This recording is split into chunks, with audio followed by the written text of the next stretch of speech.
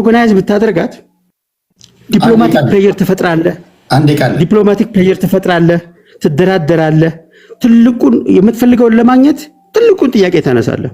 በምን መልኩ ነው ሶቨሬን የሆንሽው? እስቲ ሌጋሊቲውን እንፈትሸው ትላለህ። ይሄን ማቅረባቸው እንዲያውም ዘገዩ ነው የሚባለው። ግን አዘጋጅቶ በዲፕሎማቲክ ተለማመጠ።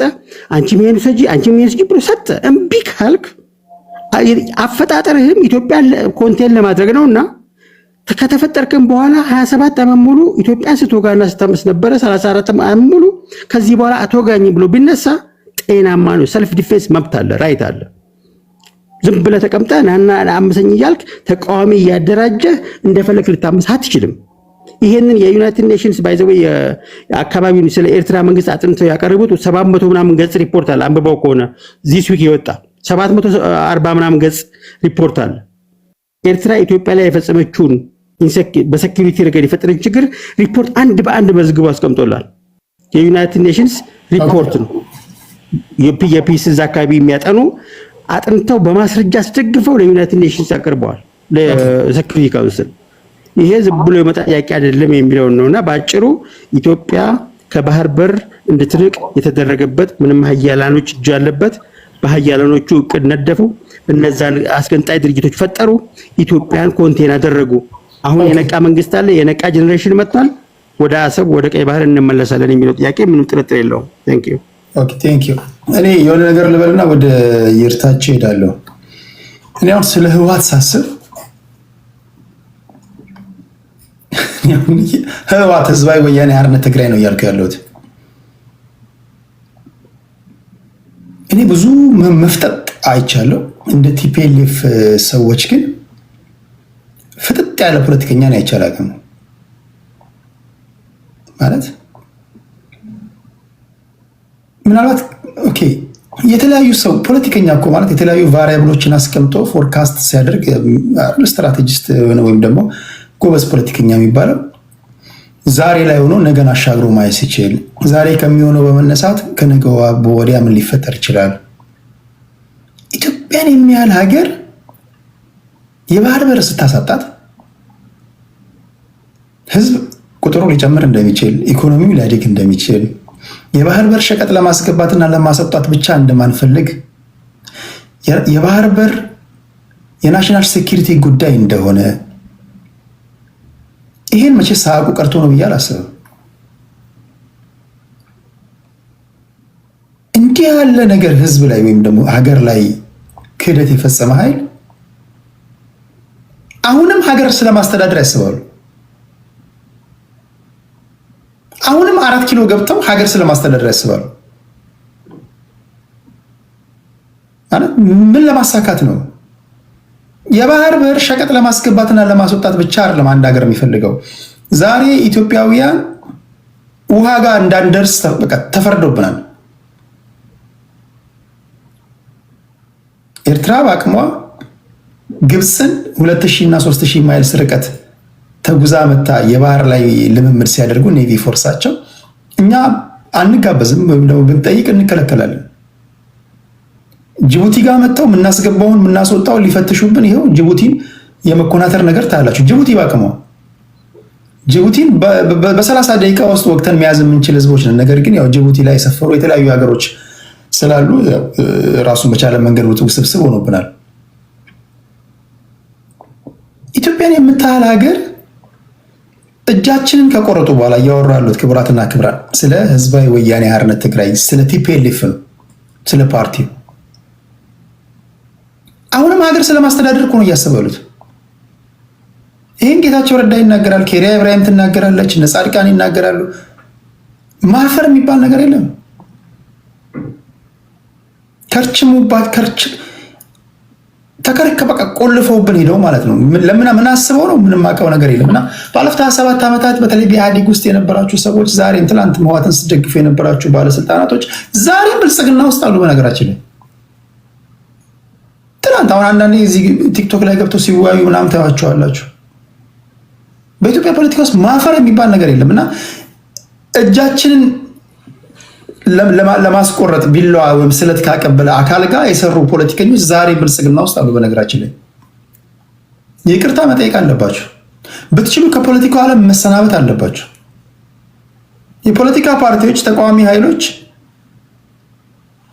መንግስትን እንጥላለን ብላችሁ ስታስቡ በሰላማዊ መንገድ ቢቻል የባህር በር ባለቤት ልንሆን የምንችልበትን ውሃ ጋር እንዴት መጠጋት እንዳለብን፣ ምክንያቱም ቀይ ባህር አካባቢ ጋር መቅረብ አለብን። የናሽናል ሴኩሪቲ ጉዳይ ነው። ታሪካዊ ጠላቶቻችን መጥተው እዛ ጋር ሚሳኤል ቢደቅኑ፣ የተለያዩ መሳሪያዎችን ቢተክሉ እኛም ምን እየተካሄደ እንዳለ ማወቅ አለብን። ውሃ ጋር የምንቀርበው እና ቢያንስ ታጣቂ ኃይሎችም ፖለቲካ ፓርቲ ተቀናቃኝ ኃይሎችም የባህር በር ባለቤት ልንሆን የምንችልበትን መንገድ ማሰብ አለባችሁ። የባህር በር ኢትዮጵያ ላንድ ሎክድ መሆን አይገባትም ማለት የገዢው ፓርቲ ደጋፊ መሆን አይደለም። እና ይህን ሳስብ እኔ ስለ ብልጽግና ስለ ቲፒኤልኤፎች በጣም የሚገርመኝ ነገር ስለሆነ ነው ይህን ያልኩት። እና የተለያዩ ቪዲዮቻቸውን ስታዩ 10 ሰከንድ አንድ ትልቅ የረሳሁት አንተ ማሳብ ሰጥ 10 ሰከንድ ፍቀድልኝ። ነገራት ለጅቡቲ እሺ ልጨርስና አስታለሁ። ለጅቡቲ 2.5 ቢሊዮን ዶላር በአመት መክፈላችን ኢትስ ኦኬ ነው የሚሉት። እንግዲህ ኤርትራ በጣም ሉዓላዊ ሀገር ናቸው። ኦኬ ያን እናከብራለን። 2 የባህር በር አላቸው። ኢትዮጵያ ምንም የላትም። እነ መለስ ዜናዊና አብረዋቸው የነበሩ ሰዎች የባህር በር ባለቤት ባጣንበት ጊዜ ያደረጓቸውን ንግግሮች፣ የመድረክ ላይ ውይይቶች ብታደምጡ እዛ ጋር ጉልበተኞች ስለሆኑ እነሱ ከጉልበተኞች ጋር መነካካት አያስፈልገንም፣ እዚህ ምን ባወጣን እዚህ ለጅቡቲ እየከፈልን ሰላማችንን ብናገኝ ይሻላል ብለው ነው የላንድ ሎክድ እንድንሆን የፈረዱብን። ይህንን የዓለም አቀፉ ማህበረሰብ ሪከርድ የሆነ ነው። እንዴት ይሄ ህዝብ ቁጥር እየጨመረ ነው። ዶክተር ያዕቆብን መጽሐፍ ማንበብ ትችላላችሁ። ይሄ ህዝብ እየጨመረ ይሄዳል፣ ኢኮኖሚው እያደገ ይሄዳል። የባህር በር ያስፈልጋቸዋል ሲባል አታንሱብን አንፈልግም ነው ያሉት። እና ይህን ጉዳይ እንዴት ታዩታላችሁ? እኔ በግሌ ሳስበው በጣም ስለሚያስገርመኝ ነው። እና ከምንም ነገር በላይ ደግሞ የሚያስገርመኝ ይሄው አካል አሁንም 4 ኪሎ ገብቶ ስለማስተዳደር ሲያስብ ነው። እና በጣም የገረመኝ ስለሆነ ነው። ዋንጋሪ በ2 ደቂቃ ውስጥ የምታጠቃለው ከሆነ አንተ ሀሳብ ስጥና ወደ አንድ ደቂቃ የማይፈጅብኝም ረስቼው ነው። የአሌክሳንደር ዮሐንስ የሚባል ኢትዮጵያዊ ሬል ላይን የሚል ቴሌግራም አለው ላይ እዛ ላይ ፍሮም ሶቨርኒቲ ቱ ሰብኮንትራክተር የሚል ስለ ጂኦፖለቲካ ትንታኔ የጻፈው አርቲክል ላይ ቱ አይሶሌት ኢትዮጵያ ፍሮም ዘ ሬድ ሲ ዋን መስት ዲቫይድ ኢት ፍሮም ዊዝን በሚል ዩኤስ ኢንቴሊጀንስ ሜሞራንደም 1970 ላይ እንደወጣ ዊሊያም ብለምስ የሚባል ጸሐፊ ኪሊንግ ሆፕ በሚለው መጽሐፉ ላይ እንዳጻፈው ጽፏል። ስለዚህ በዚሁ አጋጣሚ ሬድ ላይን የሚባለውን ቴሌግራም ቻናል ጆይን አድርጉ፣ ታተርፉበታላችሁ። ስለ ጂኦፖለቲካው ትንታኔው በአግባቡ ማስረጃ ታገኙበታላችሁ የሚለው መልእክት ለማስተላለፍ ነው። ቱ አይሶሌት ኢትዮጵያ ፍሮም ዘ ሬድ ሲ ከዛ ጊዜ ጀምሮ ነው የተሰራው። ኦፕሬሽን ፕላንቲንግ ተብሎ ፕሮጀክት ወጥቶለት ነው የተሰራው። ይሄ ለመሆኑ ይሄንን አርቲክል እንድታነቡ ለመጋበዝ ነው። ቴንክ ዩ ቴዲ። ቴንክ ዩ። በመጨረሻ ከዚህ ጋር ከኢትዮጵያም ወገን ያላችሁ ከኤርትራም ወገን ያላችሁ በደንብ አድምጡ። ይሄ ሚሊታንት የሆነ አስተሳሰብ መቅረት አለበት። ይሄ ሁሉ ጊዜ የሚፈጠሩ ችግሮችን በጉልበት በመታኮስ ከዘመነ ኦሪት ጀምሮ ስትታኮስ ኖረሃል። ጠብ ያለ ነገር የለም። በዚህም በኩል ታካለህ፣ በዛም በኩል ታካለህ። በዚህ በኩል ውሃ ይበላል፣ በዛም በኩል ውሃ እየበላ ነው። የሚያኮራ ታሪክ የለም። የአፍረት ታሪክ ነው ያለን። ስለዚህ ሳንታኮስ በጋራ ልንጠቀም የምንችልበት ሀሳብ ካለ፣ በሰላማዊ መንገድ ልንጠቀም የምንችልበት ሀሳብ ካለ ያለው አሜሪካ ነው፣ ያለው ዩሮፕ ነው፣ ያለው የሰለጠነ ሀገር ነው። የሰለጠነ ሀሳብ እንድታመጣ ይጠበቃል እንጂ ይሄ ጥንት እንደ ጋርዮሽ ዘመን እንደ ድንጋይ ዘመን ሰዎች እንወራወር እንታኮስ ምናምን እሱን አቁሙ። የሰለጠነ ሀገር ላይ ካለ ለምትኖርበት ሀገር ነው ጭንቅላት እንኳን ባይፈቅድም ለምትኖርበት ሀገር የሚመጥን አስተሳሰብ ሊኖር ይገባል። ኒውዮርክ ተቀምጠ ቢያንስ ለሀገሩ የሚመጥን ሀሳብ ያስፈልጋል። የኒውዮርክ ህዝብ ቢያንስ እንኳን አንተ እንኳን አእምሮ ላይ ብሎን የታሰረ ሰው እንኳን ከሆንክ ቢተናነቅም አጠገብህ ለሚኖሩ ነጮች አሉ፣ የሰለጠኑ ሰዎች አሉ። እነሱን ስታይ ችግሮቻቸው እንዴት ነው የሚፈቱት? ቢያንስ ለምትኖርበት ከተማ እንኳን ክብር ስትል የሰለጠነ ሀሳብ ማምጣት አለብህ እንጂ ይሄ እንደ ድንጋይ ዘመን ሰዎች እንታኮስ ተኩስ ምናምን ይሄ ያለፈበት ነገር ነው። ኢትዮጵያና ኤርትራ እሰጥ አገባቸውን እንዴት ይፍቱት? የመጀመሪያው ነገር በሰላማዊ መንገድ ሰጥቶ በመቀበል መርህ ምን እንስጥ፣ ምን ሰጡን አላችሁ፣ እንዴት በጋራ እንጠቀም፣ ሰላም ትዕግስቷ ሊሟጠጥ አይችልም የሚል ጽኑ እምነት አለኝ። ጦርነትን በእጅጉ አወግዛለሁ። የምተኩሰውን መሳሪያ እንኳን አልሰራም። ሰው በሰራው ክላሽንኮቭ ወይም ደግሞ ከሰው ሀገር የፈጠራ ውጤት ተጠቅመ ነው እንደ ራስህ መሳሪያ ቢያንስ የራሳችንን መሳሪያ እንኳን ሰርተን የምንታኮስ ቢሆን አንድ ነገር ነው። እድሜ ልክን ሰው የሰራው መሳሪያ ተሸክመ መርፌ መስራት የማትችል ህዝብ፣ መርፌ መስራት የማንችል ህዝቦች እስከ መቼ ነው የምንታኮሰው? እስኪ ልክ እንደ አባቶቻችን እንደ ባህላችን እንደ ወጋችን በሰላማዊ መንገድ የባህር በር ልታመጣ የምትችለው እንዴት ነው? ይሄ የሰለጠነ ሀሳብ ይመስለኛል። እና በዛ ውር ነው እያወራን ያለ ነው። ከኛ የሚወስዱትን ሀሳብ የሻዕቢያን መንግስት የብልጽግና መንግስት ወይም ደግሞ ሌሎችም ወስደው እንደ ግብዓት የሚጠቀሙት ይሆናል ብዬ ነው የማስበው። እሺ ከዋንጋሪ ቀጥሎ ወደ ይርታቸው እንሄዳለን። ይርታቸው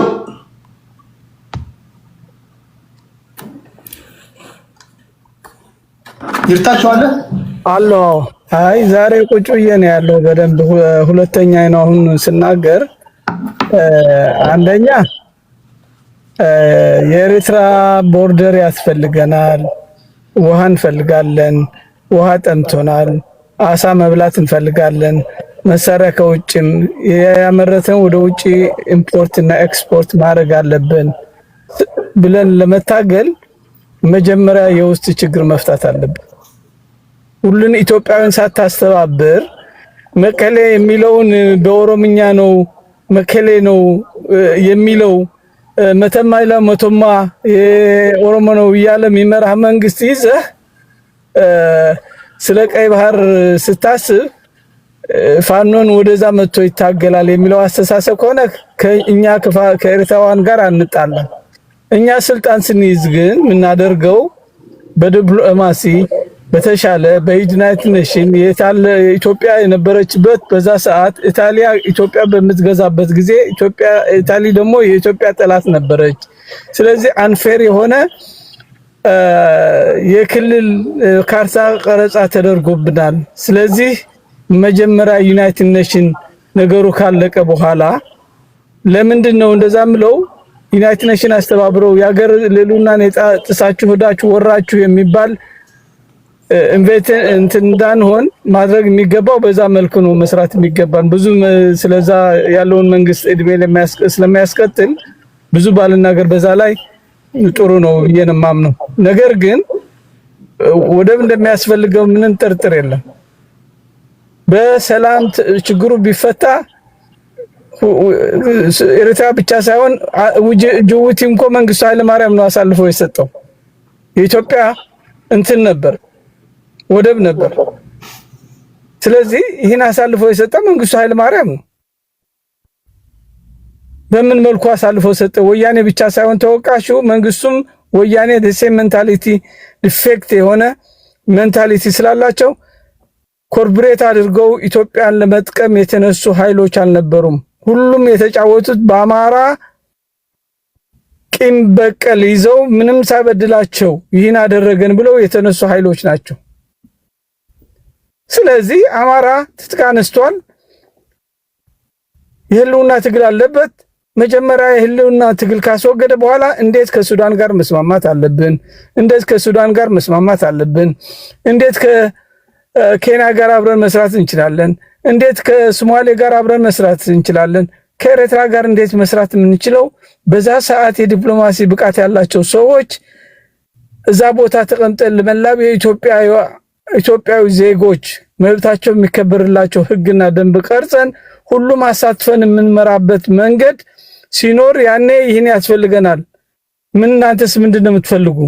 የኢትዮጵያ ጠላት ሆናችሁ ነው እስከ መጨረሻ የምትቀጥሉ ወይስ ወዳችሁ ተቀላቅላችሁ አብራችሁ ትሆናላችሁ? ወይ ደግሞ ሌላ ሀገሮችን አንድነት ፈጥረን በኢንተርናሽናል ኮሚኒቲው የምናገኝበት ካበቃን በኋላ ከዛ በኋላ እምቢ ብሎ ብቻቸው አይሶሌትድ የሚሆኑበት መንገድ ስለሌለ we can be part of the ከኛ ጋር አብሮ የሚሰሩበትን በኢኮኖሚ ሜንታሊ ፊዚካሊ በየሬስቶራንቱ የምናገኛቸው ኤርትራውያን አሉ። ከኢትዮጵያን ተለይተው በአማርኛ ነው የሚያወሩት። እንዲያውም የራሳቸው ቋንቋ እንኳን መተው አያወሩም። እዚህ የምኖርበት ሀገር ኤርትራውያን መተው በአማርኛ ነው የሚያወሩት። እኛ አይደለንም በእነሱ ቋንቋ ሄደን የምናወራው። ስለዚህ ያንን ያህል ጥላቻ ስለሌለ ከጊዜ በኋላ የሚለወጠው ጀነሬሽን ወጣቱ ጥቅሙን ለማስከበር ምን ማድረግ አለበት ብሎ ማሰብ የሚችለው መጀመሪያ ኢትዮጵያ ፍትሃዊ መሆን አለባት። ኢትዮጵያ ማስጨቁን ገዳይ ቡድን የአማራ ሴቶች ከ2000 በላይ በቢቢሲ የተዘገው ማንም አልተናገረም። ለኢትዮጵያ ማሰብ ከሆነ እነዛ ሴቶች እንዴት በመከላከያ ተደፈሩ? ማን ነው የአማራ ህዝብ ሴቶቻችን እየተደፈሩ እዚህ ያሉትን ሰዎች እየቀለዱብን ያሉት አሁን ዩናይትድ አፍሪካ ምናምን የሚለው እንትን ይሄን ያህል ኃይል አለን ይሄን ያህል ይርታቸው። አንድ ጥያቄ ጠይቀ የፋኖ ደጋፊ ናር? አዎ። መንግስትን ለመገልበጥ ነው አይታገልክ ያለው? አዎ። መንግስትን ለመገልበጥ የምትታገለው አሁን እነዚህን ችግሮች ለመቅረፍ ነው አይደል? አዎ። እሱን ቀጥልበት። አዎ እየሰራን ነው። አሁን ለምሳሌ መንሽን ቅድም ስሜ ስላነሳ ነው። ቆይ እሱን አሁን ለምሳሌ አሁን ተሳክቶልህ መንግስትን ስትገለበጥ ህግ ትጽፋለህ፣ እነዚህ የምትዘረዝራቸውን ችግሮች ትቀርፋለህ። ከዛ በኋላ መንግስትን ከገለበጥክ በኋላ 4 ኪሎ ስትገባ ቅድም ያነሳው ለጥያቄ ሆኖ ጠረጴዛ ላይ ይቀርብልሃል። ይሄን እንዴት ነው የምትፈታው ነው? በሰላማዊ መንገድ ከሆነ እንዴት ነው የምትፈታው? በጉልበትም ከሆነ እንዴት አድርገህ ነው የምትፈታው? እሱን እንድትነግረን ነው። ሁለት ነገር ነግሬሃለሁ። አሁን እኔ እናንተ በጋራ ቤታችን ጉዳይ ላይ እያወራን ነው። ጓዳችን ላይ ችግር አለ። እሱን ትፈታዋለህ፣ በፈለግከው መንገድ ፍታው። አሁን ግን የጋራ ጉዳያችንን እንዴት ነው የምታየው? አሁን ያለውን እኮ ቅድም መንሽን አድርጌልሃለሁ። የጋራ ችግራችን በጋራ ለመፍታት የኛ አንድነት ያስፈልጋል። ከዛም ደግሞ አካባቢ ያለውን ኤንቫይሮንመንት በሙሉ ወደ አንድ የሚመጣበት በሐሳብ ለውጥ ተሳስረህ የኢትዮጵያ ጥቅም ማስከበር የምንችለው ወደብ ያስፈልገናል ብለህ የምትከራከርበት ዘዴ በዛ ሰዓት ነው የሚመጣው። አሁን ግን በአሁን ሰዓት ይብለክ ከኤርትራውያን ወገኖቻችን ጋር ጠብ የሚያስነሳና እንድንገፋፋ የሚደረግ ከሆነ ትክክል አይደለም። እኛ በሰላም ተወያይተን መፍትሄ ማምጣት እንችላለን እያልኩ ነው። አሁን በሰላም እኮ ያልኩህ እኔ በጸብ ሳይሆን አዎ እንደ በሰላም ለናመጣበት አንድ ጊዜ ስማኝ፣ ወይ ተሳተፍ ወይ ከመንገዱ ዞር ብል። አሁን እኮ አልሳተፍም ከመንገድ ዞር አልልም፣ እንቅፋት ሆናለሁ ነው። ይሄ አብሮ ሜዳ አይመስለኝም። በሰላማዊ መንገድ ያንተም ጥያቄ የሚሆን ከሆነ ከሻዕቢያ መንግስት ጋር እንዴት ተነጋግረህ ነው የባህር በር ባለቤት የምትሆነው? ምን ትሰጣቸዋለህ? በሰላማዊ ስትል እንዴት ነው እስቲ ንገረን። ኦኬ አሁን እኮ አብረን እየሰራን እንዳለ በህውም ቢሆን ከሻዕቢያ ጋር ግንኙነት እንዳለ ማወቅ አለብህ። አትሊስት ይደግፋሉ፣ እኛም እንደግፋቸዋለን። ስለዚህ የመጨረሻው የሚሆነው ግን ወደ ስልጣን ስንበቃ የሚወሰነው ውሳኔ እንጂ ኤርትራዋን ከሌላው ብሔር ራሱ ከኢትዮጵያ ለአማራ የሚቆረቆሩ በአሁን ሰዓት ኤርትራዋን ናቸው። እኔ እኮ ወንዝ ተሻግሬ ሄጄ ኤርትራ ገብቼ ወጥቻለሁ። ሄጄ ያለው 2022 without any permission ከነ ትጥቃችን ነው ተሻግረን መተን ከነሱ ጋር ተወያይተን የመጣ ነው። ስለዚህ we don't have problem with them። እሺ በባህር ጉዳይ ላይ ስትወያዩ በባህር ጉዳይ ላይ ምን አወራችሁ? ነው ስለዛ ድብል ያልተወያየንም። በመንግስት ደረጃ የሚሰራ ስራ ነው። ስለ አንድነት የህዝብ ግንኙነት በህዝብ ላይ ያለውን መገናኘት መቀራረብ እንደሚያዋጣ ተነጋግረናል። ምንድነው ስለ ህዝብ መቀራረብ የምትለው? አንተን የተቀራረብከው አሁን መሬት ላይ ያለው ህዝብ ቆይ አንድ ጊዜ እሺ ይርታቸው የኛ ፖለቲከኞች ችግር በግላቸው ይጣላሉ፣ ህዝቡ ጸብ ይመስላቸዋል። በግላቸው ይጠጣሉ፣ ህዝቡ ፍሽታ የረገጠ ይመስላል። በቃ ለምሳሌ አሁን ፖለቲከኞቻችን ውስኪ ከተራጩ ህዝቡ ደስታ ላይ ነው ይላሉ። ፖለቲከኞቻችን ጥቅሞቻቸው ጎሎባቸው ከተጣሉ ህዝቡ ጸብ ላይ ነው እናቀራርበው ይሏቸዋል። የምታቀራርበው ህዝብ የለም። የተቀራረብከውም የምትፋታውም አንተ ነህ። አሁን የኔ ጥያቄ የባህር በር ለአንድ ሎክድ የሆነች ሀገር ከሆነ የምትረከበው የባህር በር እንዴት ነው? ሰጥቶ በመቀበል ነው? በኪራይ ነው? አሁን ከጅቡቲ በተጨማሪ የባህር ኃይልን የምታሰፍርበትን የባህር በር እንዴት ነው የምታገኘው? እስኪ ንገረን። ለምንነት ያስፈልጋል? አንተ የሰው ሀገር ሄደህ እዚህ ነቢያት ቀምጣለሁ አትልም። መጀመሪያ ዋት ፈርስት እንዴት ትስማማለህ ነው። ሰላም ጋራንቲ ለነሱ ዋስትና ትሰጣለህ ነው ወይ? አብረህስ መስራት ትችላለህ ወይ? how we gonna communicate what the future Eritreans ምን ልታረግ ስለፈለክ ነው እዛ ወደ የምታስገባው? አንተ ከማን ጋር ለመዋጋት ነው እዛ ነብይ የምታስፈልገው የሚሰጥ ቦታ? መጀመሪያ አንድነት መፍጠር አለብህ ከነሱ ጋር። you have to communicate በሰላም መንገድ ጊቭና ቴክ የምታረገው ኤርትራውያን እንደ ኢትዮጵያ ውስጥ እንዲንቀሳቀሱ እናደርጋለን። በየቦታውም በሰላም በዲሞክራሲ አገራቸውን ወስተን ገብተን የምንገባበት መንገድ ሁሉ ከተመቻቸ በኋላ በጥቅም ተሳስረን አንድ ማንሆንበት መንገድ የለም። we have to care about them, we have to care about us, then we can work together እንጂ ሄደን ጦር ለማስፈር እዛ ከሆነ በሪታፍ ነው የሚሆነው። ማንንም አይፈቅድልም። በራስ ሀገር መከላከያ አምጥቼ ጦር አስፈር ግብጽ መታ አፍንጫ ስር ወታደራዊ ልምድ እያደረገች ከሆነ ይሄ አይሰማም? ሀገር መንግስት መሰረት ወይ ስማ ነገር እኔ ኤርትራውያን ወገኖቼ ናቸው ከያዝኳቸው በኋላ ግብጽ መታን የምታስፈራረኝ ከሆነ እነሱ ኃላፊነት አለባቸው። ግብጽ እንድትወጣ ማድረግ መብት አላቸው። ለምን እኔ የበለጠ ምጠቅማቸው ከሆነ እኔም ገላቸው ማስፈራራቸው ከሆነ ኤርትራውያን እንኳን ግብጽ ቀርቶ ሌላ ራሻም ያመጡ ቻይና ላይ ያመጡ ይችላሉ። በዛ ጉዳይ ያን ያወራችሁ በዛ ጉዳይ ነው ተስማማችሁት? ኖ እኔ ተስማምቻለሁ አላልኩ፣ አውርተናል ነው ያልኩት እንጂ በዚህ መንገድ ልታስረግጠኝ የምችለው መንገድ የለም። ግን ማውራት እንችላለን። ከነዚህ ሰዎች ጋር ሩቅ አይደለንም፣ መገናኘት እንችላለን። አብረን የምኖርበት ቦታም አብረን በድግስም ቅድም እጄ ያለው እዛ ነበሩ። ስለዚህ ይሄን ችግር መፍትሄ ለአብይ ስልጣን ለማስቆየት ፋኖ እንግዲህ ከኤርትራውያን መጣላት የለበትም፣ ከሱዳን መጣላት የለበትም፣ ከሶማሌ መጣላት የለበትም፣ ከኬንያ መጣላት የለብንም። የዲፕሎማሲ ሰፊ ነው አላማችን። መላው የኢትዮጵያ ሕዝብን ልንጣላ እንችል። ኦኬ የመታገያ አጀንዳህን የኢትዮጵያ ሕዝብ አውቆታል። እሺ ዞሮ ሲመጣ እንትን ትላለህ። እኔ ኤርትራውያን ደስ የሚሉኝ በጣም እኮ ደስ የሚሉኝ በጣም እኔ ኤርትራውያን የሚመቹኝ ሀገራቸውን ይወዳሉ። በተደጋጋሚ እንደምናገረው መውደድ ብቻ አይደለም፣ ሀገሩን ይወድ የነበረን ሰው ሀገሩን እንዲጠላ አድርገው እንደገና መጋለብም ይችሉበታል፣ ይጋልበዋል። ቤትህን የምትጠብቀው አንተ ነህ፣ ጎረቤት አይደለም የሚጠብቅልህ። ራሳቸው ቤታቸውን ይጠብቃሉ። ታሪካዊ ጠላቶች መጥተው የሚያጠቁ ከሆነ ራስን እንዴት ነው የምትጠብቀው? ስለ አይ ጎረቤቶቻችን ይጠብቃሉ ከነሱ ጋር ተመካከረናል የሚባል ነገር የለም።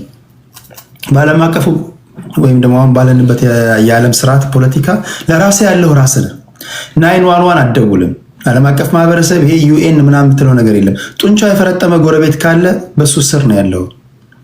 ስለዚህ አገር ስትጠብቅ አገር አስተዳድራለሁ ስትል ይህንንም ከግምት ማስገባት አለብን። ያንተ የናሽናል ኢንተረስት ጉዳይ ፍላጎትና የነሱ ፍላጎት ክላሽ የሚያደርግ ከሆነ እንዴት ነው የምታስታርቀው? ይህንን ለተከታዮቻችሁ ለአድናቂዎቻችሁ መናገር አለባቸው ለማለት ያ ነው። በጨበጣ በምናምን ሳይሆን ግልጽ የሆነ ነገር አንፈልግም። አንድ ነገር ነው። አትፈልጉም? ኦኬ እኛ 4 ኪሎ ስንገባ ለጅቡቲ እየከፈል እንኖራለን። የባህር በር አንፈልግም። አንድ ነገር ነው። ግልጽ የሆነ ነገር ነው። እኔ አሁን አንድ ኤርትራዊ ብሆን ልነግርህ የምችለው ነገር ነው የምትነግረኝ። ለምሳሌ እኔ አሁን የኢሳያስ አፈወርቂ ናሽናል ሴኩሪቲ አድቫይዘር ብሆን አንተን አጠምቃለሁ። አሁን አንተ የምትለውን እንድትል ነው ማድረግ። ኢትዮጵያውያን የባህር በር እንፈልጋለን እያሉ ከሆነ ኦኬ ሰው ምን ብዬ ልንገራቸው? መጀመሪያ ደግሞ በውስጥ ጉዳዮች ለምንድን ነው የማታተኩሩት? ይደርሳል፣ የባህር በር ይደርሳል። አማራ ከኦሮሞ ጋር ይጣላ ነው፣ ትግራይ ከአማራ ጋር ይጣላ ነው፣ ስልጤ ከወላይታ ጋር ይጣላ ነው፣ ሲዳማ ከእንትን ጋር ይጣላ ነው። እነሱም ሰዓቱ ታጠፋ አይሻልም እላቸዋለሁ። የሲዳማና የወላይታን እሳት አጥፍተህ ስትመጣ የሲዳማና የኦሮሚያን የአማራና የትግራይን እሳት አጥፍተህ ስትመጣ የስልጤና የጉራጌው ይጀምርላል። የስልጤና የጉራጌውን እሳት አጥፍተህ ስትመጣ እዛ ጋር ደግሞ የከምባታና ሀዲያ ያለኩስብሃሉ። እሳት እያጠፋ ዘላለምን ትኖራለህ። ወደ ጋራ ጉዳይ ስትመጣ እሳቱን አታጠፋም እልሃለሁ። ያን ነው የምትነግረኝ። ስለዚህ እንደ ሀገር ጉዳይ የምናወራ ከሆነ ይሄ ነገር ያስፈልገናል። ከኤርትራውያን ጋር ሰጥቶ በመቀበል እነሱ እኮ ይሳቁብን እኮ ይስቁብሃል እኮ። አሁን እነሱም መታገል ወይም ደግሞ ገብቶ እዚህ ጋር ስለ ሀገር ጉዳይ ማውራት አይጠበቅባቸው። ስለዚህ ነገ ከነገ ወዲያ ያንተ ጥያቄ ከሆነ ትውልድ የሚጠይቀው ጥያቄ ከሆነ በሰላማዊ መንገድ ይሄን እንሰጣቸዋለን፣ ይሄን ለማግኘት እንሞክራለን። ኦኬ ለም መሬት አለን፣ ለም መሬት እንሰጣቸዋለን፣ ይሄን እንጠይቃለን። አይ ለጅቡቲ የምንከፍለውን እጥፍ እንከፍላለን እንላለን፣ ለነሱም ይሄን እናቀርብላቸዋለን። የተለያየ አማራጭ ነው እንጂ ማቅረብ ያለብን ተነጋግረናል፣ ተመካክረናል፣ ተማምለናል ምናምን ካልክ አስቸጋሪ ነው የሚሆነው። ኢንፋክት ዛሬም አንድ ይጨርሳል። አንዴ ኦኬ ከይርታቸው ቀጥሎ ወደ ቅድስት ነሽ።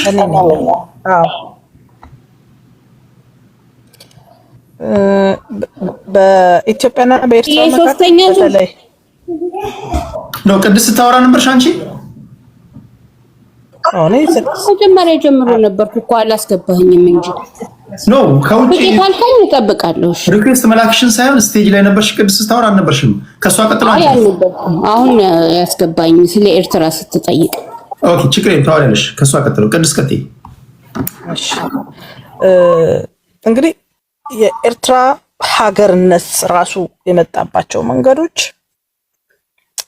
ዝም ብሎ አይደለም፣ በደንብ ታስቦበት ታቅዶ፣ በተለይ ኢትዮጵያን ከቀይ ባህር የማሸሽ ስትራቴጂ ተይዞ ነው ኤርትራ ሀገር እንድትሆን የተፈለገው።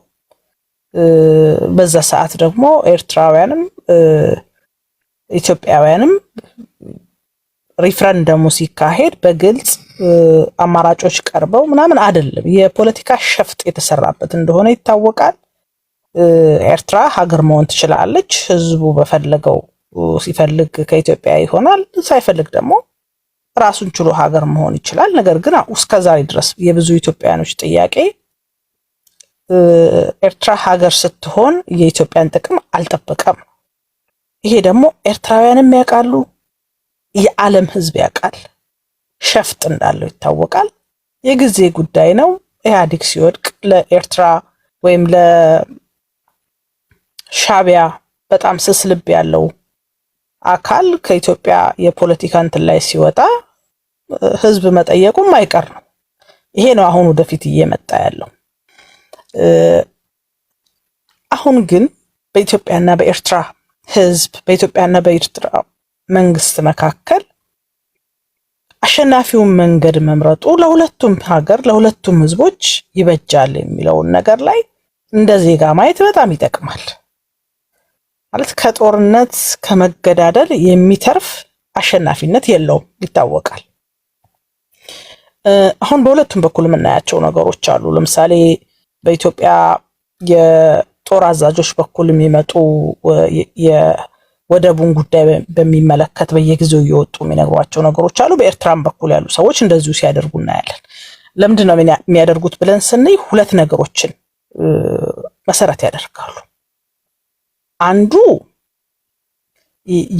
የዓለም ማህበረሰብ እዚህ እንትን የአፍሪካ ቀንድ ላይ በተለይ ሀያላን የሚያረጓቸው መርመስመሶች አሉ። ስለዚህ የሁለቱም ሀገር መንግስታት እዚህ አካባቢ ላይ እኔም አለሁ እናንተ ብቻ ሳትሆኑ እኔም ይገባኛል የሚል ምልክት ለመስጠት ይጠቀሙበታል። በሁለተኛ ደረጃ ሁለቱም ሀገራቸው ውስጥ ያለውን ዜጋ የዚህ ሐሳብ ባለቤት እንዲሆን ይፈለጋል። ለምሳሌ ላለፈው 30 ዓመት ኢትዮጵያ ውስጥ የአሰብን ጉዳይ ማንሳት በሳት እንደመጫወት ነው ተብሎ ብዙ ሰዎች ወርሰውት አሁን እንደ ጋሽርታቸው አይነት ሰዎች በዛ ቆፈን ውስጥ ነው ያሉት። ይፈራሉ። ይሄን ማንሳት አይፈልጉም።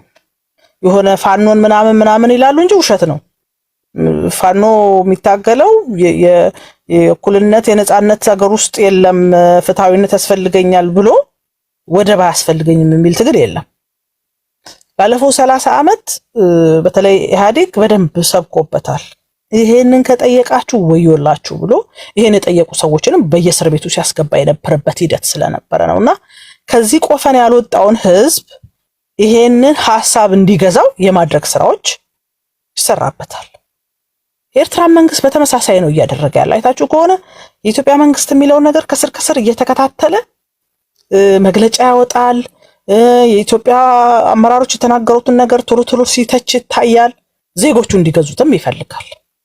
ኤርትራውያን መንግስታቸውን አኩርፈው ተሰደው ብዙ መከራ እንዳዩና ይሄ መንግስት በተለይ የኤርትራ መንግስት እንዲወርቅ እንደሚፈልጉ ያውቃል። ነገር ግን ይሄ የተለያየው ማህበረሰብ ይሄን ሐሳብ በማምጣት ከጎኑ እንዲቆሙ የማድረግ ስራዎች ይሰራሉ። ከዚህ ውጪ እንዲህ አይነት ጥያቄዎች ሲኖር በሁለት መንገድ ነው የምትጠቀመው። አንዱ ሰላማዊ የሆነ የዲፕሎማሲያዊ መንገድ ነው የምትጠቀመው። ለዚህ ደግሞ አይታችሁ ከሆነ ሀያላኑ በቃ የተዘጋ ፋይል ነው ብለው ጆሮ ሊሰጡን አይፈልጉም። ስለዚህ እናንተ ማሰጡኝ ከሆነ ጦርነት ልጀምር ነው ብለህ ትገባለህ። ግድ ነው። ፕሮፓጋንዳ ነው። ጦርነት ልጀምር ነው። እዛ አካባቢ ላይ እናንተ እንደምታስቡ ሳይሆን አንዳንድ ነገሮች መጀመር አለባቸው። እናንተ በምትሰሩት ብቻ ሳይሆን እኔም ያስፈልገኛል ብለህ ፕሮፓጋንዳህን ይዘህ መምጣት አለብህ። ከዛ እዛ አካባቢ ያለው ፖለቲካ ትኩረት ይሰጠዋል። ስለዚህ ጦርነት መግባት የለባችሁም፣ መደራደር አለባችሁ፣ መነጋገር አለባችሁ የሚሉ ሌሎች የጎረቤት ሀገሮች፣ ሌሎች ሀያላን ሀገሮች ምናምን ትኩረት ሰጥተው እንዲመጡና በሁለቱ መካከል ያሉ ልዩነቶችን ለመፍታት ሙከራ እንዲያደርጉም እየተጠቀሙበት ያለበት ሁኔታ አለ። እኔ ፖለቲካ ልትሰራ ትችላለህ፣ በዲፕሎማሲው ልትሄድ ትችላለህ። ከዛ ደግሞ ሀገሮች እኔ አይደለሁም የጀመርኩት እሱ ነው የጀመረው እንዲህ ነው ያደረገው ምናምን የሚለውን ያው የምናውቀው አይነት የፖለቲካ ሴራ እየሰራ ትቆያለህ። ይሄ ያለ ነገር ነው። ይሄን ትቀበላለህ። ነገር ግን ለኤርትራም ለኢትዮጵያም የተሻለው የቱ ነው ካልክ ተነጋግረህ ተወያይተህ ሰጥቶ በመቀበል መርህ በጋራ መልማት በጣም የተሻለው።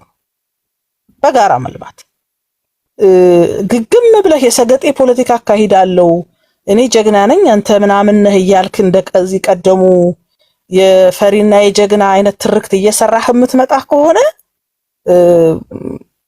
ይታወቃል ማለት የሚታወቅ ነገር ነው። እውነት ለመናገር በግልጽ እኔ እንደ አንድ ኢትዮጵያዊ ሳየው ይሄ ጦርነት ቢጀመር አሰብ የሚባለው ነገር ቀርቶ አስመራን ወደ መውሰድ እንደሚካሄድ ይሰማኛል። እዛውስ መግባቱ አላስፈላጊ ነው። እኛ በጦርነት አስመራን ከማምጣት ኤርትራውያን ከኢትዮጵያ ጋር ብንቀላቀል ይሻለናል ብሎ ራሳቸው ፈልገው ቢመጡ ደስ ይለኛል።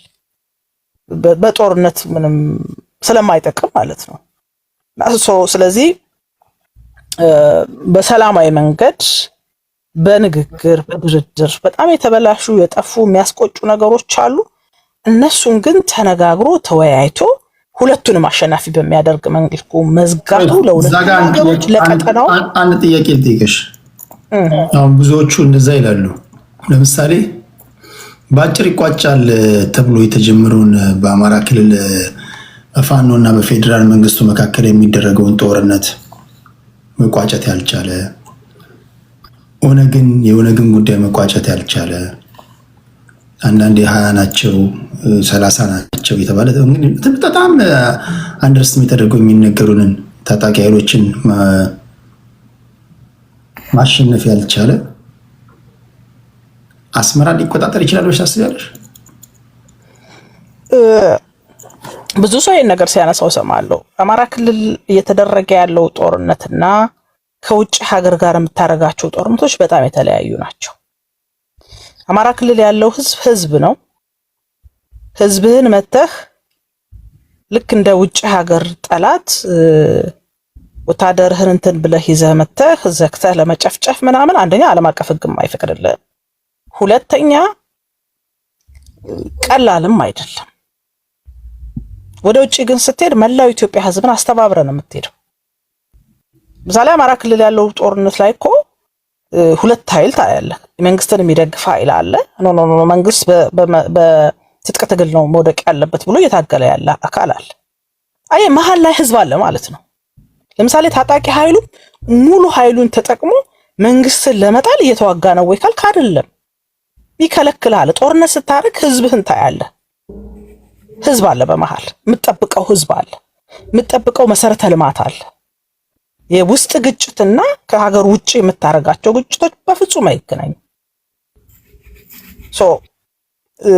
አማራ ክልል ያሉ ጦርነቶች አማራ ክልል ያለው አለመግባባት በመንግስት እሺ፣ በሁለቱም በኩል ያለውና ከሌላ የውጭ ኃይል ጋር የምታደርጋቸው ጦርነቶች በፍጹም የተለያዩ አይገናኙም ጭራሹ። የውጭውን ስትሄድ ሙሉ ህዝብን አስተባብረህ ያለህን በሙሉ የጦር መሳሪያ ይዘህ ሄደህ ኢቭን ኢፍ ምናልባትም እኮ ወደዚህ ጦርነት ስትሄድ አማራ ክልል ጋራ ጦርነት ከገጠምከው ኃይል ጋራ ስምምነት ፈጥረህ ልትሄድ ትችላለህ። ምክንያቱም አቅምህን አደራጅተህ ነው ወደዛ የምትሄደውና እኔ ከኤርትራ ጋራ ጦርነት ከተገጠመ እርግጠኛ ሆኜ የምነግርህ ነገር ኤርትራ ተጎጂ ትሆናለች በአንድም በሌላ መልኩ። የኢትዮጵያ ህዝብ ስነ ልቦና ይታወቃል። ልንባላ ልንጋደል እንደፈለገን ልንኖር ቂም ተያይዘን ምናምን ነው የኖርነው። ግን የሀገር ሉዓላዊነት የሚባል ነገር ሲነሳ እንደሚወራው አይደለም። ከተጀመረ የትኛውም ኢትዮጵያዊ ወደ ኋላ የሚልበት ነገር አይመጣም ብዬ ነው የማስበው። ቴንክ ዩ ብሩክ። ኤርትራዊና ያ ቴዲዬ እሺ፣ ቴንክ ዩ። ሌሎቻችሁ ማቃችሁ ኢትዮጵያውያን ፕሮ ኤርትራ ወይም ፕሮ ሻዕቢያ ኮሜንት ይጻፋችሁ ሪኩዌስት ለምንድን ነው የምትልከው? ለዚህ ኦሪጂናል ኤርትራዊዎችን አልሰማም እንዴ? አንተ የተወጋውን ወይም ፌኩን ከምሰማ እንዳትልክ። እኔ ጋር ከመጣ እንደ ሀገር ታወራለህ፣ ካልመጣ ለዚህ ምን አሉኝ ኤርትራውያን እነሱን አልሰማም እንዴ? ከዋናው ጣቢያ አልሰማም እንዴ? አንተ እስከዛ የተዟዟርክ ሌላ ቦታ ላይ ለቃቅም። ስለዚህ ኤርትራውያን ካላችሁ ይጋይሳ ዌልካም። የተወጋችሁ ካላችሁ ደግሞ ፍርፋሪ ለቃቃሚዎች እዚህ ሪኩዌስት እንዳትልክ። በሀገር ጉዳይ እያወራ ነው። ከመጣ እንደ ሀገር ታወራለህ፣ ካልሆነ ቁጭ ብለህ አድምጥ ለማለት ያለው። እሺ ቴንክ ዩ። ወደ ክሪስ ልምጣ። ክሪስ ያንቺ ተራ ነው። እሺ እንዴት አመሻችሁላችሁም? አመሰግናለሁ ቴዲዬ። ከጀመርክ ጀምሮ እየተከታተልኩ ነበረ። ያው አቶ ልደቱን በተመለከተ ያልከውን ነገር በትክክል ስለ አቶ ልደቱ ያወጣውን እንትን አይቼዋለሁኝ። ስለ አቶ ልደቱ እንዳጠቃላይ ከ97 ጀምሮ ፖለቲካዊ አቋሙን ያልቀየረ ለጥቅም የማይታለል ነገሮችን አሸፋፍኖ አልፎ ስልጣን ላይ የማይቀመጥ ሰው ነው። እሱን ተይውና ቅድም በኤርትራ ሂሳብ ስለሆነ ያዝንሽ በኢትዮጵያና በኤርትራ መካከል ስላለው ነገር ንገሪን እስኪ። ስለ ኢትዮጵያና ስለ ኤርትራ እሺ። አሁን ኤርትራ እንዲሁ ዝም ብላ በስጦታ ሂጂ ተብላ የሄደች ሀገር አይደለችም። 30 ዓመት ተዋግታለች። ብዙ ደም ተከፍሏል። ብዙ መስዋዕትነት አልፏል። የተለያዩ የጭቆና ሁኔታዎች ተፈጥሯል። ከኮንፌዴሬሽን ከተቀላቀሉ በኋላ ማለት ነው። ኢትዮጵያ ኤርትራን የያዘችበት አያያዝ ስህተቶች ነበሩት። ያንንም ነው ትግሉን ያፋፋመውና በኋላም እየቆየ ሲሄድ ደርግ ያደርገው የነበረ ሙጊያ ህዝቡን እንዳጠቃላይ አብሮ እንዲነሳ አድርጎ 30 ዓመት ታግለው ነው እዚህ ላይ የደረሱት። ከዛ በኋላ ግን አንድ ፖይንት ሁሉም ሰው እንዲይዘው የምፈልገው ሄርማን ኮሄን ሻዕቢያንና ህወሓትን ለንደን ሀገር ሲያነጋግር ግንቦት አካባቢ ላይ ምን ተፈጠረ የሚለውን ብዙዎቻችን ማወቅ ያለብን 83 83 ምን ተፈጠረ? ምን አሏቸው? ምንድነው አግሪመንቱ? ኮንተምፕሌት ማድረግ መቻል አለብን። ገባ? ከየት ነው የሚመዘዘው? እና ኢትዮጵያ ስለምንድነው ባህር በር ያጣችሁ? ምንድነው ፕሮግራሙ? ከጀርባው ያለው ምንድነው ብለን ማወቅ አለብን። እሱን ስናቅ ነው አሁን ያለውን ነገር መወሰን የምንችለው። አሁን በምንነጋገረው ነገር እውነቴን ነው ቴዲዬ፣ እውነት ለመነጋገር የትግራይ ጦርነት ሲጀመር እኮ 95 ለ5 ተብሎ ነው የተጀመረው። አሁን ደግሞ አንዳንድ ጄኔራሎች በየስብሰባው ጮክ ብለው የሚናገሩ ለብልጽግና ባለስልጣኖች ንገርልኝ፣ እነዚህ አነጋገሮች ሊታረሙ ይገባል። 2 ሚሊዮን ህዝብ 130 ሚሊዮን ህዝብ ማፈን አይችልም ስትል ኤርትራዊ ምን እንዲያደርግ እያዘጋጀው ነው? ይሄንን በደንብ ወደ ውስጣችሁ ክተቱ። ኤርትራ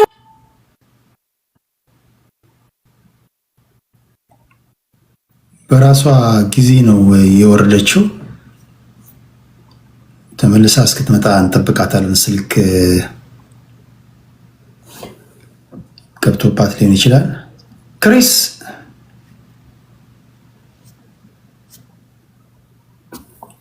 ከኦሪጂናል ኤርትራውያን ጋር ስታወሩ በቃ ለዛቸው፣ አወራራቸው ምናምን ደስ ይሏቸዋል። በቃ ሀገራቸው ጉዳይ ነው የሚያወሩት። እነዚህ የተወጉት ግን ውጋት ይሆኑባቸዋል። አሁን ክሪስ ስታወራ ደስ አይልም። የሰውን ሀገር ታከብራለች፣ የራሷን ታስጠብቃለች። ለዛ ነው የተወጋችሁትን ማስገባት ለጊዜው ማልፈልገው። ክሪስ ካለሽ እባክሽ ነኝ።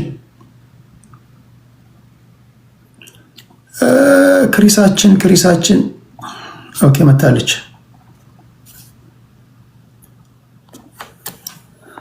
የታለች ክሪስ?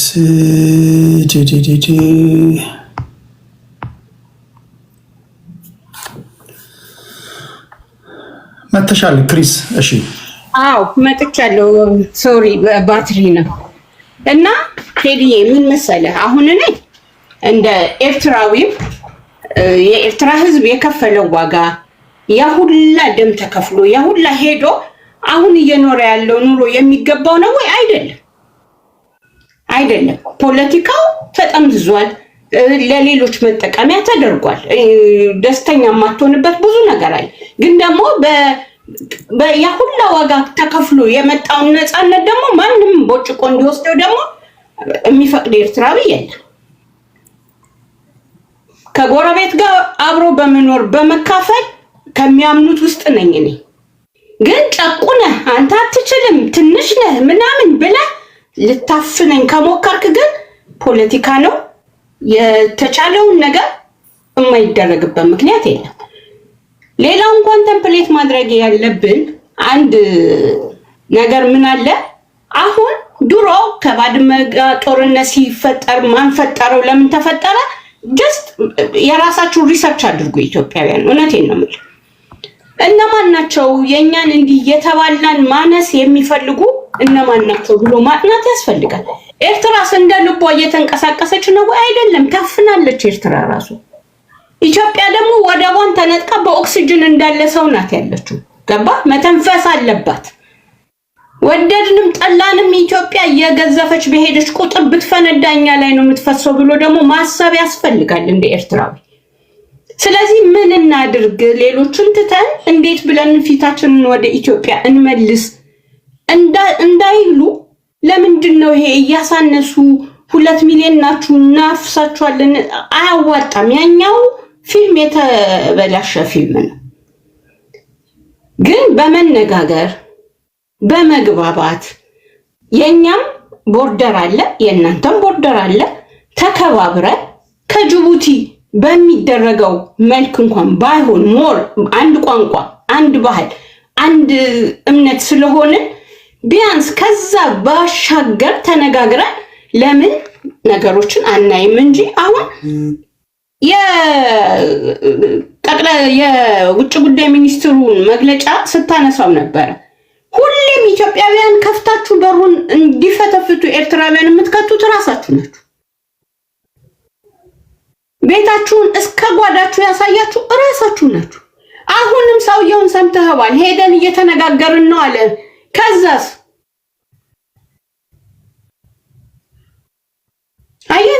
ማለሳችንን ትነግሩንና ግን ደግሞ እኛ ጋር ከመጣችሁ ምንድነው በኋላስ? እንዴ በፖለቲካ እኮ ቋሚ ወዳጅና ቋሚ ጠላት የለም። እንደተመቻት ነው ኤርትራ እየተገላበጠች ያለችው። ዘንድ ደግሞ አሁን እንደቀላል 2 ሚሊዮን ነው አንድ ነን ሉዓላዊ። አሁን ቅድስትን በጣም አከብራታለሁ። ሐሳቦቿ ዕውቀቷ በጣም ዲፕ ነው። በጣም አመሰግናለሁ የእውነት። ነገር ግን የሉዓላዊነት ነገር ነው ኢትዮጵያዊ ይነሳል ስትል ኮዝም ያስፈልጋል። ገባ? 30 ዓመት ተመቻምቸህ ኖረህ አሁን ሉራርና ሉሰድ የምትልበት አይደለም። ሌላው ደግሞ አሁን ያለው ይሄ ፖለቲካ ጂኦፖለቲክሱን በደንብ ማየት አለብን። ድሮ በባድመ ጊዜ ተዋጋን ተላለቀን፣ ሁኬርስ ለነጮቹ ጉዳያቸው። ዛሬ ግን ኢትዮጵያ አባይን ገንብታለች። ግብጽ በቅርብ ጊዜ ሙዚየም አስመርቃለች። አይታችሁት ከሆነ የናይል ባለቤቶች እኛ ነን ነው ያለው አልሲሲ። እዛ በዓል ላይ ማን ተገኘ? ሁሉም ኢሳያስ አለ፣ የጅቡቲ መሪ አለ፣ የሶማሌው መሪ አለ፣ የኢትዮጵያ መሪ ግን አልነበረም። ይሄን ምን ማለት ነው ብላችሁ አንብቡት።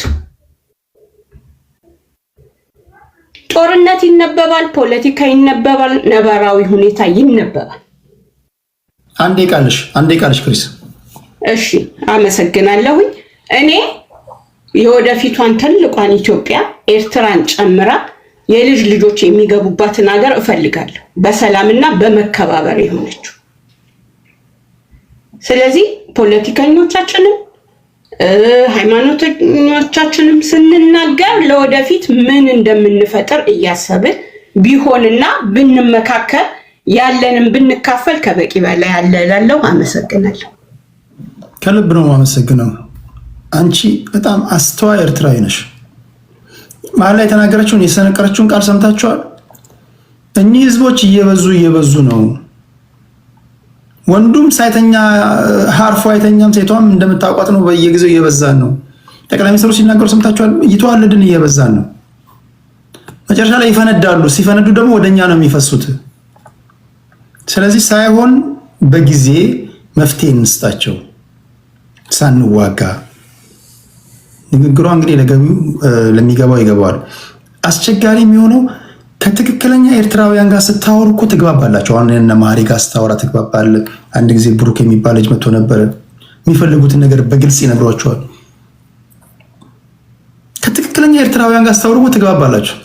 ማትግባቡት ከኛ ወገን ፈልሰው እዛ እነሱን መስለው የሚከራበቱ ወይም እኛ ጋር ሆኖ ለእነሱ ላጨብጨብ የሚሉ ሲገቡ ማትግባቡት። እዚህ ማደፍርሰውባችሁ እዛም እንዳትግባባ ያደፈርሱባል። በአጥንታችን ላይ ነው ይላል። የራስ ሰው በአጥንታችን ላይ ነው። እኛን ገለህ ምናምን ካልሆነ በስተቀር ምንም ብሰጠን ሀገሪቷን ብሰጠን እኛ አንፈልግም ምናምን ይላል። ከዚሁ ከራስ ሄዶ ማለት ነው። ኤርትራውያን ግን እንደዛ አይሉ።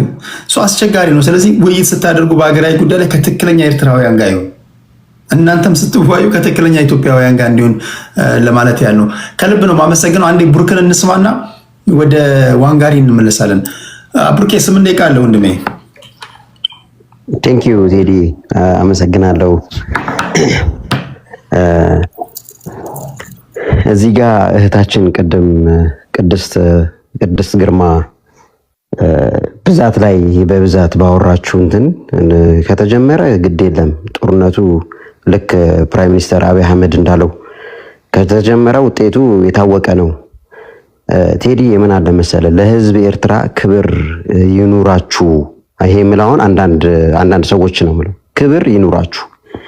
ኢሳያስን ትጣላላችሁ፣ ጥሉት። የፖለቲካ አመራሮችን ትጣላላችሁ፣ ጥሉ። ህዝቡን ግን አክብሩ እባካችሁ።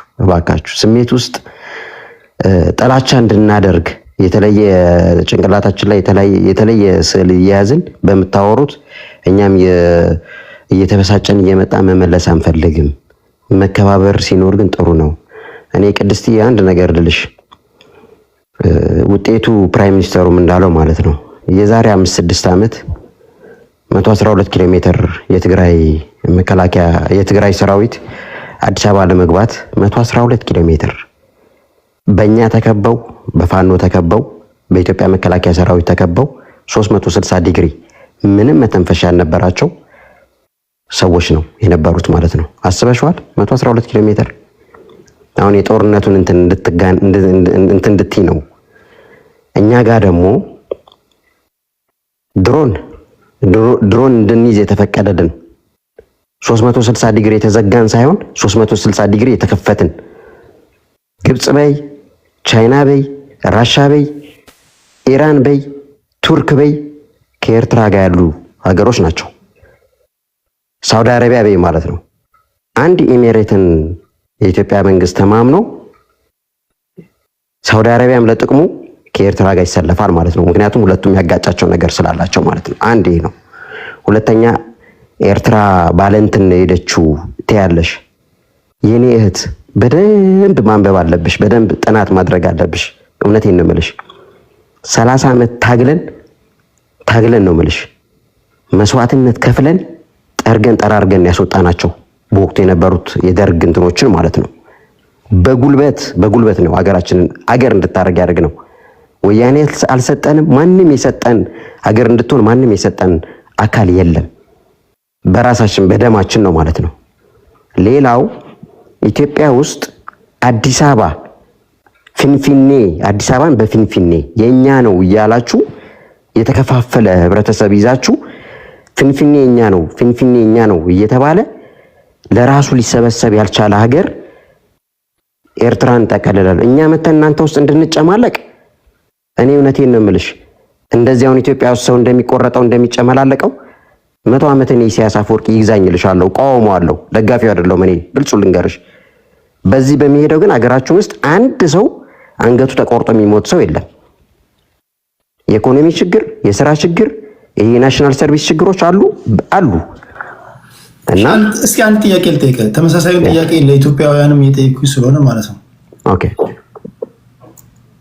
ኤርትራ ውስጥ ከሚኖረው ኤርትራዊ በላይ ኢትዮጵያ ውስጥ የሚኖረው ኤርትራዊ በቁጥር ኦልሞስት ተቀራራቢ ነው። ታዲያ ኢትዮጵያ በዚህ ደረጃ በምትገልጻት ደረጃ ከሆነች እነዛ ሁሉ በሚሊዮን የሚቆጠሩ ኤርትራውያን ወገኖቻችን ወደን አቅፈን አዲስ አበባ ላይ ቢዝነስ እየሰሩ ናይት ክለብ ከፍተው ሐዋሳ ላይ የፈለጉት ቦታ ላይ እየነገዱ በዚህ ደረጃ ታዲያ አንተ እንደምትገልጻት ሀገር ከሆነች ለምን ይኖራሉ ታዲያ? ትክክል ቴዲዬ። ይሄ ሁሉ የወጣው ህዝብ አልተመቸውም። የሀገሪቱ አካሄድ ያው ጥሩ ስላልሆነ ማለት ነው። አሁን ይኸውልህ እኔም ኢትዮጵያን አይቻለሁ፣ የተለያየ ቦታ አይቻለሁ። የትን ትመርጣለህ ብትለኝ እኔን የሚመስል ከለር እንደፈለኩ ከሰው ጋር ለመግባባትም ትህትናው ምንም የኢትዮጵያን ህዝብ እኔ የኢትዮጵያ ህዝብን አከብራለሁ። አይቼዋለሁ፣ በደንብ አይቼዋለሁ። ፍቅር የሆነ ሰው ተቀባይ፣ እንግዳ ተቀባይ ህዝብ ነው እና ለመስራትም ምንም ለማለትም አሁን ኤግዛምፕል ኢትዮጵያ ውስጥም እንትን ትላለህ። በአሁን ሰዓት ግን ምን አለ መሰለህ ቴዲ፣ በተቀየረ ቁጥር ፖለቲካ በተቀየረ ቁጥር በመጣ ቁጥር ነገሮች ይቀየሩና ትላንት አሁን ኤግዛምፕል የትግራይ ህዝብ ይታፈስ ነበረ። አሁን ደግሞ ኤርትራውያኖች እየታፈሱ እየተመረጡ አብዛኛው ኤርትራዊ ሸሽቶ ዩጋንዳ ላይ ሄዷል። አንጎላና ዩጋንዳ ላይ ነው ያለው አብዛኛው ነው የምልህ። ኦልሞስት ወጥቷል ነው የምልህ።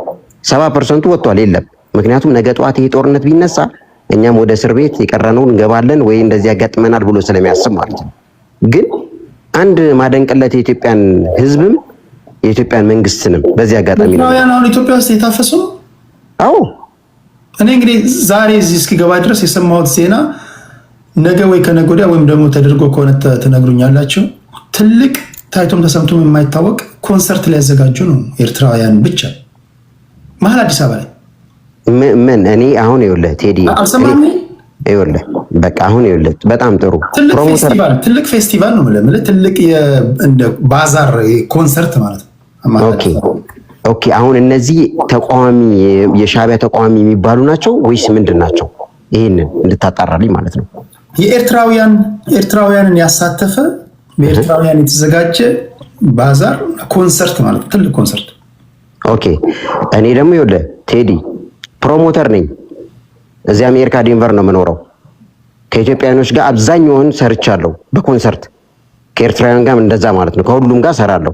ሳውንድ ማን ነኝ፣ ሳውንድ ሰራለሁ፣ አገለግላለሁ። ስለዚህ ስለምትለው ነገር ግን ኢንፎርሜሽን የለኝም። ምክንያቱም አፕዴት ሁሉ ጊዜ ያደርጋለሁ ማለት ነው። እንግዲህ እኔ ነገርኩህ ነው ሁሉ ጊዜ ዜና ስለዚህ እንደዚህ ኮንሰርት ይደረጋል የሚል ምንም ኢንፎርሜሽን እኔ የለኝም። ካለ ነገ ያለው ግን በምንድን ነው አሁን ተቃዋሚዎች ስብሰባ ምናምን ይደረጋል። አሁን ሰሞኑ ስብሰባ ነበራቸው እነሱ ገብተዋል። አሁን እነሱ ናቸው ኮንሰርት የሚያዘጋጁት ወይስ ምንድን ነው? ምን አይነት ኮንሰርት ነው? ኢንዲቪጁዋል ኮንሰርት ነው ወይስ የፖለቲካ ስብስብ ሆኖ በዛው አጋጣሚ ህዝቡን እንትን ለማለት ነው? ይሄ ምንም ኢንፎርሜሽን የለኝም። እና ምንድነው ለምን ይኖራል ካልከኝ ህዝቡ አልተመቸው። ስላልተመቸው ዩጋንዳም ሄዶ ይኖራል፣ አንጎላም ሄዶ ይኖራል፣ ኤርትራም ሄዶ ይኖራል፣ ሶማሌም ሄዶ ይኖራል፣ ጁባም ሄዶ ይኖራል። የትም ቦታ ላይ ደግሞ ሚሊዮነሮች ናቸው አብዛኞቹ ነው ማለት የሥራ ሰዎች ናቸው። ይሰራሉ፣ ይፈጋሉ። ለራሳቸውም ሆነው ለቤተሰቦቻቸውም ሆነው እዛ ላለው ህዝብም ደግሞ ተጠቃሚ ያደርጉታል ማለት ነው። ዩጋንዳውም ይጠቀማል፣ አንጎላውም ይጠቀማል። ኢትዮጵያ ውስጥም እንደዛ ማለት ነው። ግብርህን ትከፍላለህ፣ የቤት ኪራይን ትከፍላለህ፣ ትሰራለህ ስራህን ማለት ነው። እና በዚህ አገር ውስጥ አገራችን ላይ ስላልተመቸ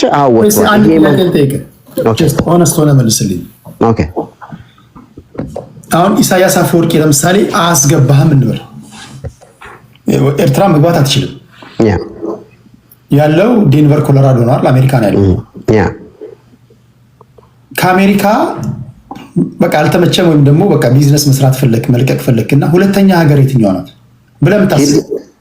ኦኬ ኤርትራ መሄድ አትችልም። ለሀቅ መስረት ነው መልስልኝ። ኦኬ ትክክል ነገርኩ እኮ ቅድም የተለያየ ቦታ ስላየው ለኔ ቅርቡ ኢትዮጵያ ነው አልኩ። ቴንክ ዩ ኢትዮጵያ ነው ላንተ አልኩ።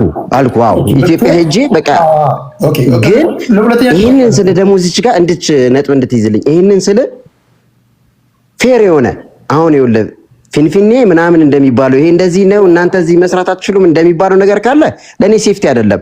የት ትመርጣለህ ብትለኝ እንደ ሶስተኛ ደግሞ አንጎላ ልመርጥ ነው። ሴፍቲ ያልሆነ ቦታ ላይ ልሰራ አልችልም። ወደ አንጎላ ወይ ወደ ዩጋንዳ መሄድ ነው ማለት ነው። ገብቷል? ሴፍቲ ግን አሁን እንደዚህ የሆነ ነገር አሁን ከዚህ ከ5 ዓመት ከ6 ዓመት በፊት እንደነበረው እኮ አንተም ትሎ ገብቶኛል። አሁን እኔ ወደ ምን ላመጣ መሰለህ? ለምሳሌ ይብዛም የሚነስም ኢትዮጵያ ሁለተኛ ወይ ሶስተኛ ምርጫ ላይ ያለች ሀገር ናት። ቢከፋ ማለት ነው። ያ በቃ ቢከፋ ቢዝነስ ባይሳካል በቋን ተመሳሳይ ቋንቋ እንናገራለን፣ እንጀራ እንበላለን፣ ተመሳሳይ አየር ንብረት አለን፣ የጋራ ህልውና አለን። ስለዚህ ደወረስት ኬስ ሲናሪዮ ወደ ኢትዮጵያ ትመለሳለን። እቺ ሁለተኛ ወይ ሶስተኛ ደረጃ ላይ እንኳን የምታስቀምጣት የመጨረሻ አንተ ተስፋኛ ወይም ተስፋ ለሁላችንም እንዳለን እጣ ፈንታችን ለአንተ ተስፋ የሆነች ሀገር ነገ ብታድግ የባህር በር ቢኖራት ኢኮኖሚዋ ቢያድግ ባደገው ኢኮኖሚ ውስጥ ገብታ አንተም ህይወትን ትመራለህ አይደል? በሌላ አባባል ሀገር ያረፍክበት ነው። አሁን አሜሪካን ቢዝነስ እየሰራ ነው ያለው ሳውንድ ማነኝ ምናምን ብላል። አሜሪካ ሰላም ስለሆነችና ኢኮኖሚዋ ስላደገ በአንድ ጀንበር አሜሪካ በቂጧ ብትቀመጥና ኢኮኖሚዋ ቢዘግጥ ሌላ ሀገር ትፈልጋለህ። ልክ አሁን ተሰደህ እንደሄድከው ወይ ወደ ዩጋንዳ ወይ ወደ አንጎላ ወይ ወደ ሌላ ቦታ እንደምትሄደው ማለት ነው። ታዲያ እንደዛ ከሆነ ኢትዮጵያ ሊስት ውስጥ ያለች ሀገር የመጨረሻ መዳረሻ ወይም ደግሞ ቢከፋ የምትሄድባት ሀገር ከሆነች እንደዛ የምታስብ ከሆነ እቻ ሀገር የባህር በር ቢኖራት ኢኮኖሚዋን ታሳድጋለች፣ ታሪካዊ ጠላቶቿን ትከላከልበታለች። ማደጓን ታዲያ ለምን ትጠላለህ? አንተ እኮ ትጠቀማለህ። አደገች ማለት ነው። ዞሮ ዞሮ ለአንተ ከሆነ ለምንድን ነው የምትቃረነው? ቴዲ አጠር ባለው ልንገርህ፣ አሁን ችግሩ ምን ባለቤትነት ነው። አሁን ጥያቄ እየመጣ ያለው ይሄ በባለቤትነት እንትን ነው። አንድ ነገር ልንገርህ፣ ኢትዮጵያ በነበርኩበት ጊዜ ከጅቡቲ ነዳጅ ቦቲ ማለት ነው ከጅቡቲ አዋሳ፣ ከጅቡቲ ዲላ፣ ከጅቡቲ ወንደገነት፣ ከጅቡቲ እርጋ ጨፌ፣ ከጅቡቲ አገረ ማርያም፣ ከጅቡቲ እስከ ሞያሌ እነ ሄርና ብለህ በዚህ መቀሌ፣ ጎንደር በሙሉ ነው የምልህ ነዳጅ አመላልሰናል ከጅቡቲ ማለት ነው። ኦነሩ የመኪናው ባለቤት ኤርትራዊ ስለነበረ ማለት ነው። እና ያኔ ምን ል ነበር መሰለ የጅቡቲ መንገድ ሁልጊዜ ይሄ አዲስ የሰሩት መንገድ ነው አይደለ? በጋላፊ አድርገህ የምትሄደው የድሮ የአሰብ መንገድን እናየዋለን በግራ በኩል ትተን ስንሄድ ወደ ጅቡቲ ስንገባ እና ኬላ ላይ ስንገባ ሁልጊዜ ጎማ ፍተሻ ጎማ ያደርጋሉ ጅቡቲዎች ማለት ነው።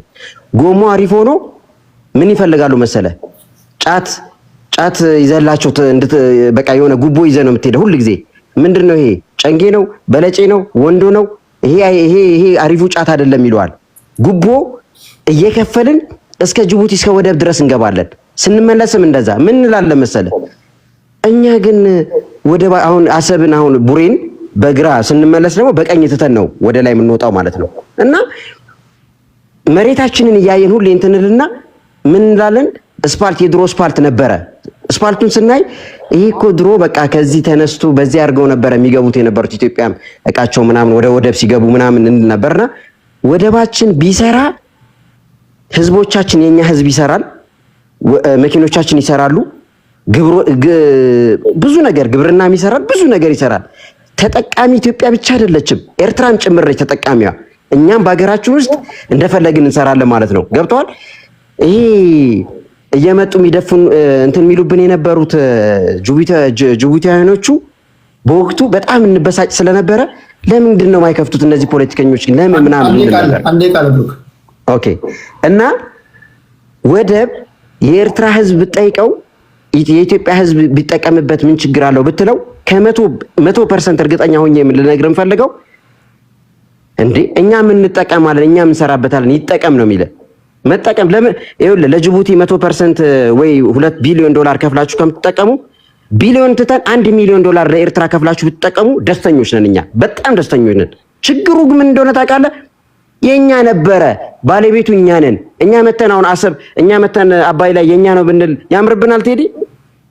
30 ዓመት እኛ በሞግዚትነት ከእናንተ ጋር በነበርንበት ጊዜ በዛች 30 ዓመት ውስጥ የተጠቀማችሁትን ምን ትላላችሁ መሰለ?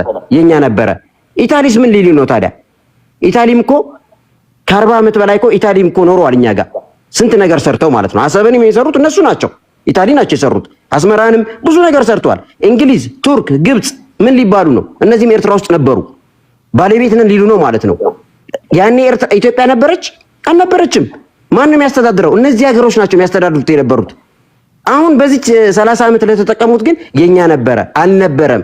ታሪኩን ፍለጡን እወቁና ካወቃችሁ በኋላ አዎ ይሄ እናንተ ነው ግን እንጠቀም ብትሉ በነፃ እኮ ቴዲ ከ1991 እስከ 1997 የባድመ ጦርነት እስከተጀመረበት ድረስ ኢትዮጵያ 5 ሳንቲም ሳትከፍል ወደብ ተጠቅማለች። ኤርትራ ሀገር በሆነችበት ጊዜ ራሱ ለ7 ነው ለ8 ዓመት።